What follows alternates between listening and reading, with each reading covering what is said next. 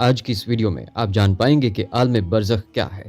اور روحیں عالم برزخ میں کیسے رہتی ہیں، بلکہ عالم برزخ کے حوالے سے ایک یہودی عورت کا واقعہ بھی آپ کے ساتھ شیئر کریں گے کہ جب ایک یہودیہ نے سیدہ عائشہ صدیقہ رضی اللہ تعالی عنہا کو عالم برزخ کے متعلق خبر دی تو حضرت عائشہ رضی اللہ تعالی عنہا نے عالم برزخ کا انکار کیوں کیا تھا۔ ویڈیو میں آپ یہ بھی جان پائیں گے کہ انسان کے مرنے کے بعد کیا ہوتا ہے، یعنی عالم برزخ کے زندگی کیسی ہے، یہاں پر لوگ کیسے رہتے ہیں، لوگ یہاں پر کیا کھاتے پیتے ہیں، اور ہاں یہ بھی آپ کو بتائیں گے کہ انسان جب مر جاتا ہے تو عالم برزخ میں دنیا کے معاملات کو کیسے یاد رکھتا ہے۔ اللہ پاک نے انسان کے ایک عالم سے دوسرے عالم میں منتقل ہونے کے لیے مختلف اسباب پیدا کیے ہیں، جیسا کہ عالم ارواح سے عالم دنیا میں آنے تک کا سبب والدین ہیں، عالم دنیا سے عالم برزخ تک جانے کا سبب موت ہے، عالم برزخ سے عالم آخرت تک جانے کا سبب سور ہے جو حضرت اسرافیل علیہ السلام پھونکیں گے۔ لیکن آج کا ہمارا موضوع صرف عالم برزخ ہے۔ ناظرین، برزخ کے لفظی معنی آڑ یا پردہ کے ہیں۔ انسان کی موت سے لے کر قیامت تک اٹھنے کا وقفہ برزخ کہلاتا ہے، یعنی اگر یہ کہا جائے کہ یہ وہ مقامات ہیں کہ جن میں موت کے بعد حشر تک روحیں رہتی ہیں، یعنی برزخ میں تمام انسانوں اور جنوں کو موت کے بعد رہنا ہے، اور یہ عالم برزخ ہماری دنیا سے بہت بڑا جہان ہے، یعنی برزخی زندگی دنیاوی زندگی سے بہت بڑی ہے، لیکن وہ بھی ایک دن ختم ہونی ہے۔ اللہ پاک سورہ مومنون میں فرماتے ہیں، اور ان کے آگے ایک آڑ ہے اس دن تک جس میں یہ اٹھائے جائیں گے۔ ناظرین، عالم برزخ میں پہنچنے کے بعد انسان کا آخرت کی طرف سفر شروع ہو جاتا ہے۔ حضور صلی اللہ علیہ وآلہ وسلم نے اس بارے میں فرمایا، بے شک آخرت کی سب سے پہلی منزل قبر ہے، اگر قبر والے نے اس سے نجات حاصل کر لی تو بعد کا معاملہ بھی آسان ہوگا، اور اگر اس سے نجات نہ پا سکا تو بعد کا معاملہ زیادہ سخت ہے۔ بلکہ سیدہ عائشہ صدیقہ رضی اللہ تعالی عنہا کو جب یہودیہ نے عذاب قبر کے متعلق خبر دی اور ان سے کہا کہ اللہ تجھے قبر کے عذاب سے بچائے، تو حضرت عائشہ رضی اللہ تعالی عنہا نے مسلمانوں کے لیے عذاب قبر کا انکار کیا۔ لیکن جب نبی اکرم صلی اللہ علیہ وسلم نے عائشہ صدیقہ رضی اللہ تعالی عنہا کو بتایا کہ قبر کا عذاب اہل اسلام کے لیے بھی ممکن ہے اور گناہوں کی وجہ سے انہیں بھی عذاب ہوگا، تو سیدہ عائشہ صدیقہ رضی اللہ تعالی عنہا نے نبی اکرم صلی اللہ علیہ وآلہ وسلم کے فرمان کو تسلیم کر لیا۔ یہ واقعہ احادیث کی بہت سی کتب میں مفصل اور مختصر بیان ہوا ہے، جس کی تفصیل کچھ اس طرح ہے کہ ام المومنین سیدہ عائشہ صدیقہ رضی اللہ تعالی عنہا کو پہلی مرتبہ ایک یہودی عورت نے عذاب القبر کے متعلق بتایا، لیکن انہوں نے اس کی تصدیق نہ کی۔ نبی صلی اللہ علیہ وسلم نے بھی یہود کو جھوٹا قرار دیا۔ بعد میں آپ صلی اللہ علیہ وسلم پر وحی بھیجی گئی اور آپ صلی اللہ علیہ وسلم کو عذاب القبر کے بارے میں بتایا گیا۔ اسی دن سورج کو گرہن لگ گیا اور آپ صلی اللہ علیہ وسلم کے بیٹے سیدنا ابراہیم علیہ السلام کا انتقال بھی ہو گیا، لہذا آپ صلی اللہ علیہ وسلم نے اسی دن سورج گرہن کی نماز صلاۃ الکسوف پڑھائی اور پھر خطبہ دیا، اور اس خطبہ میں صحابہ کرام رضوان اللہ اجمعین کو عذاب القبر کی تفصیلات سے آگاہ کیا۔ پھر نبی صلی اللہ علیہ وآلہ وسلم ہر نماز کے بعد برابر عذاب القبر سے پناہ مانگتے اور صحابہ کرام کو بھی اس اصطلاح کی دعا سکھائی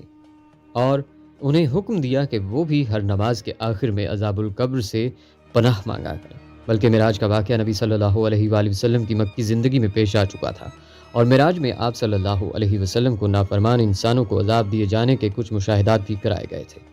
نبی صلی اللہ علیہ وسلم عذاب جہنم اور عذاب قبر دونوں سے پناہ مانگا کرتے تھے، اور اسی طرح آپ صلی اللہ علیہ وسلم نے واضح فرما دیا کہ عذاب جہنم اور عذاب قبر دونوں الگ الگ حقیقتیں ہیں۔ بلکہ حضور صلی اللہ علیہ وآلہ وسلم نے فرمایا کہ جب انسان کا انتقال ہو جاتا ہے تو اس پر صبح و شام اس کا ٹھکانہ پیش کیا جاتا ہے، اگر وہ اہل جنت میں سے ہے تو جنت والوں کا مقام، اور اگر اہل جہنم میں سے ہے تو جہنم والوں کا مقام اس کو دکھایا جاتا ہے، پھر کہا جاتا ہے کہ یہ تیرا ٹھکانہ ہے، یہاں تک کہ اللہ تجھ کو قیامت کے دن اٹھائے گا۔ ناظرین، جب روح عالم برزخ میں پہنچتی ہے تو اس میں بھی دو مقام ہیں،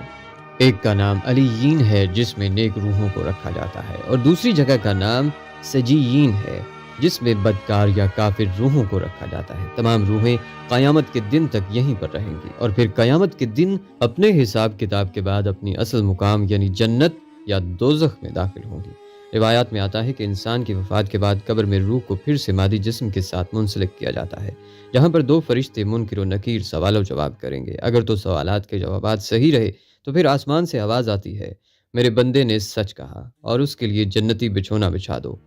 اسی جنتی لباس پہنا دو اور اس کے لیے جنت میں دروازہ کھول دو۔ قبر میں ہی جنت کی طرف دروازہ کھول دیا جاتا ہے، وہاں اسے ہوا کے جھونکے اور خوشبو بھی آتی ہے اور حد نظر اس کی قبر کو کشادہ کر دیا جاتا ہے۔ لیکن اگر سوالات کے جوابات صحیح نہ ہوئے تو پھر اس کے لیے قبر میں ہی جہنم کا بچھونا بچھا دیا جاتا ہے۔ جہنم کی گرمی اسے ہر وقت محسوس کروائی جاتی ہے اور اس کی قبر اتنی تنگ ہو جاتی ہے کہ پسلیاں آپس میں دھنس جاتی ہیں۔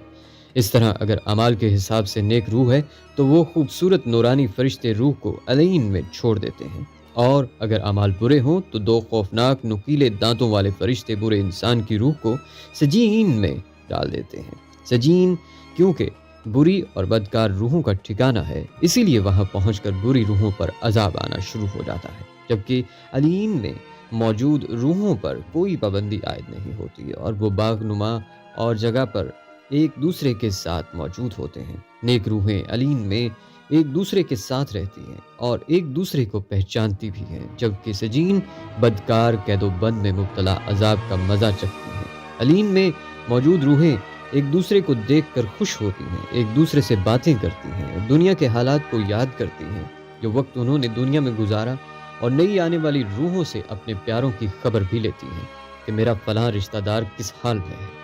اگر نئی آنے والی روح یہ کہے کہ تمہارا فلاں رشتہ دار تو کب کا مر چکا ہے مگر وہ یہاں علین میں نہیں پہنچا، تو یہ نیک روح سمجھ جاتی ہے کہ اسے سجین میں بھیج دیا گیا ہوگا۔ نیک روحیں اپنے رشتہ داروں کا انتظار علین میں ایسے ہی کرتی ہیں جیسے کوئی گھر سے دور اپنے گھر والوں میں ملنے کا انتظار کرتا ہے۔ اس کے علاوہ علین میں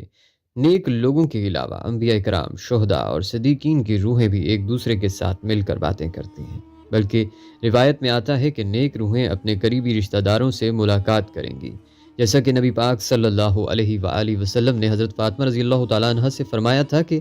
میرے وصال کے بعد سب سے پہلے فاطمہ تم ہی مجھ سے ملو گی، اور بالکل ایسا ہی ہوا، اور آپ صلی اللہ علیہ وآلہ وسلم کے وصال کے 4 سے 6 مہینے بعد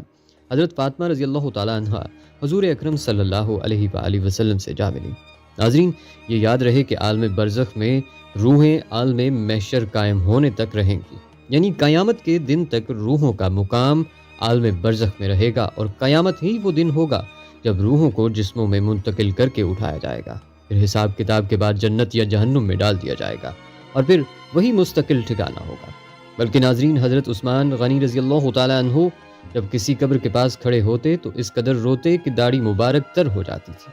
سوال کیا گیا کہ آپ جنت و دوزخ کا تذکرہ کر کے نہیں روتے اور قبر کو دیکھ کر اس قدر روتے ہیں؟ تو حضرت عثمان رضی اللہ تعالیٰ عنہ نے جواب دیا کہ رسول اللہ صلی اللہ علیہ وسلم نے فرمایا ہے، بے شک قبر آخرت کی منزلوں میں سے پہلی منزل ہے، سو اگر اس سے نجات پائی تو اس کے بعد کی منزلیں اس سے زیادہ آسان ہیں، اور اگر نجات نہ پائی تو اس کے بعد کی منزلیں اس سے زیادہ سخت ہیں۔ حضرت عثمان رضی اللہ تعالیٰ عنہ فرماتے ہیں کہ اللہ کے رسول صلی اللہ علیہ وسلم نے ارشاد فرمایا، میں نے کبھی کوئی منظر قبر کے عذاب سے زیادہ سخت نہیں دیکھا۔ بلکہ حضرت ابن عباس رضی اللہ تعالیٰ عنہ سے مروی ہے کہ حضور اکرم صلی اللہ علیہ وسلم مدینہ یا مکہ کے کسی باغ سے گزرے، اتنے میں 2 انسانوں کی آواز سنی جن کو قبر میں عذاب دیا جا رہا تھا۔ نبی کریم صلی اللہ علیہ وسلم نے ارشاد فرمایا، ان دونوں کو عذاب ہو رہا ہے اور کسی بڑے کام کی وجہ سے عذاب نہیں ہو رہا ہے، بلکہ ایسی معمولی باتوں پر جن سے بچ سکتے تھے۔ پھر آپ نے فرمایا، ان دونوں میں سے ایک پیشاب سے نہیں بچتا تھا اور دوسرا چغلی کرتا پھرتا تھا۔ پھر آپ صلی اللہ علیہ وآلہ وسلم نے ایک تر ٹہنی منگوائی، پھر اس کے 2 ٹکڑے کیے، پھر ایک ایک ٹکڑا دونوں قبروں پر رکھ دیا۔ صحابہ نے عرض کیا، یا رسول اللہ صلی اللہ علیہ وآلہ وسلم، آپ نے ایسا کیوں کیا؟ آپ صلی اللہ علیہ وآلہ وسلم نے فرمایا، شاید ان دونوں کا عذاب ان کے سوکھنے تک ہلکا کر دیا جائے۔